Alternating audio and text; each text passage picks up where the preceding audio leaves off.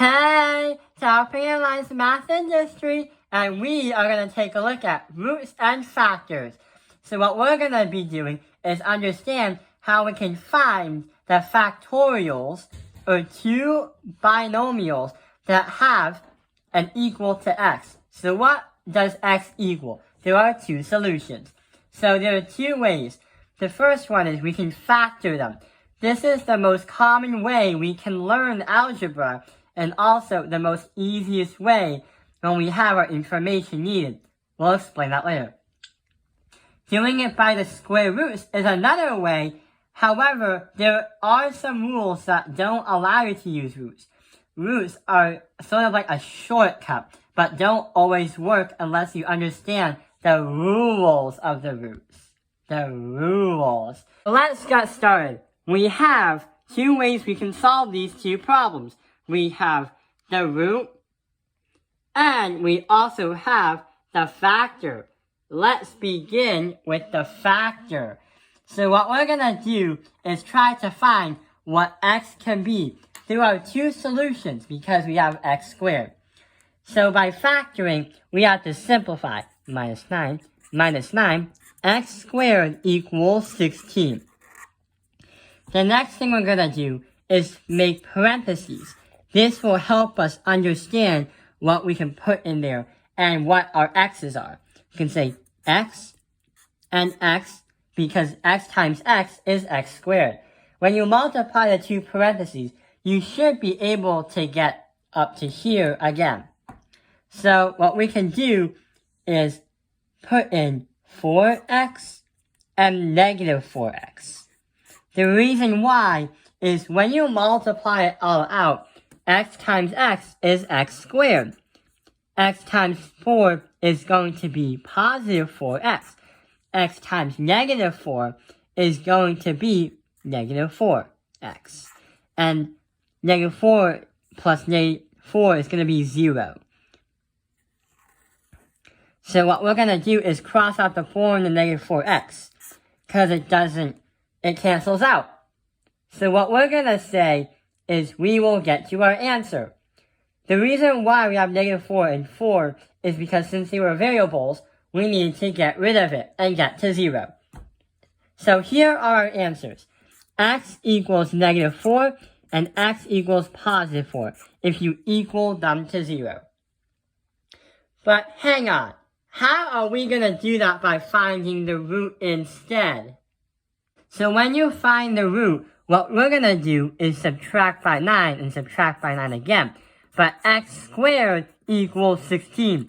But this time, the x squared is actually a shortcut. What we can do is square root the x squared and square root the 16. When you do that, your final answer is x is going to be equal to positive and negative 4. And that is how we do the root. Hey, that's a lot faster than factoring. However, there is a rule. What we're going to write here is say ax squared plus c and leave it from there. We're going to explain what this secret message means at the end of the video. So let's try another problem.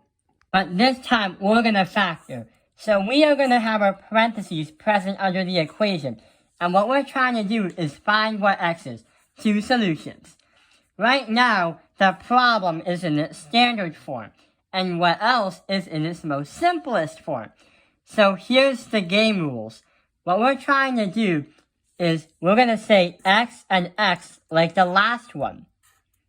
But we have to find right in the second column in the parentheses, what can we do to multiply this 16 but add up to negative 10? So what we have to do is find two numbers that can take these places that can multiply the 16 and also add to negative 10. Well, what we can do is write 2 and 8. Because 2 times 8 is 16, but 2 plus 8 is 10. But the problem is we're playing with negatives and positives. So what are we going to do? What we're going to do is try to make the signs so both are true. So we're going to make negative signs. -2 times -8 is going to be a positive 16. Negative times negative, positive. Negative plus a negative will come into -10. Might become a negative.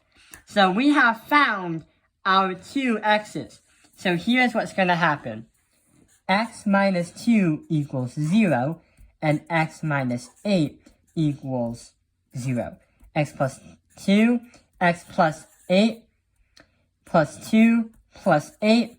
So our final answer is x is going to equal positive 2, and x is going to equal positive 8. So that is how we understand this problem. And here is our secret code to what happened. X squared plus bx plus c. That is our secret code for this problem. Let's move on to the last problem. This last problem is just like the problem we did a little bit earlier, but this time we have to do one extra step. Turns out that there seems to be a coefficient of 2 in front of that 2x squared. And since that 2 can go by everything inside, what we're going to do is do a big division and divide everything by 2. Now we get x squared minus negative 2x minus 8. So we no longer think we have to solve with the 2 right there. We just simplified the problem. Not only that, we made it more simpler to solve, so it's easy for us. Now there's less work to do. Parentheses again. X times x is x squared. What can multiply negative 8 and negative 2? No, what can multiply negative 8 but add to negative 2? Well, what we can do is add a 2 and a 4. 4 times 2, 2 times 4 is 8. And then what we can say now is 4 minus that by 2. 2 plus minus that by 4 is going to be negative 2. So what's going to happen is we can ignore the 2 because that's gone and we simplified it. We say now x plus 2 equals 0. X minus 4 equals 0. So now our final answer is x is going to equal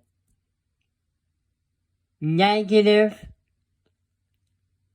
2 and x is going to equal positive 4. Done. So our secret code for this one is going to be ax squared plus bx plus c. But hang on. Why did we put secret codes on these things in the first place? Like that one there, this one right there, oh, and that one right there. Well, the secret codes help you understand what kind of root or factor or problem you can do. So, for example, this is in its standard form, x squared plus bx plus c.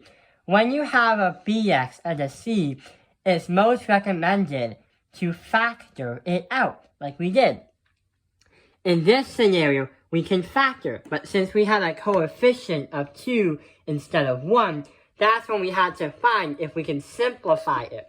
That's why the secret code, or the formula, or standard form, was ax squared plus bx plus c. We'll learn more about this later and during the week, if we can't simplify it. And the only time we would do a square root is if we only had a c, but no bx. See how there's no bx in the middle of the secret code? So that explains how to do roots and factors from Algebra 1. Thank you for watching Tao Ping Analyze Math Industry. Like and subscribe. I hope this video has helped you with roots and factors.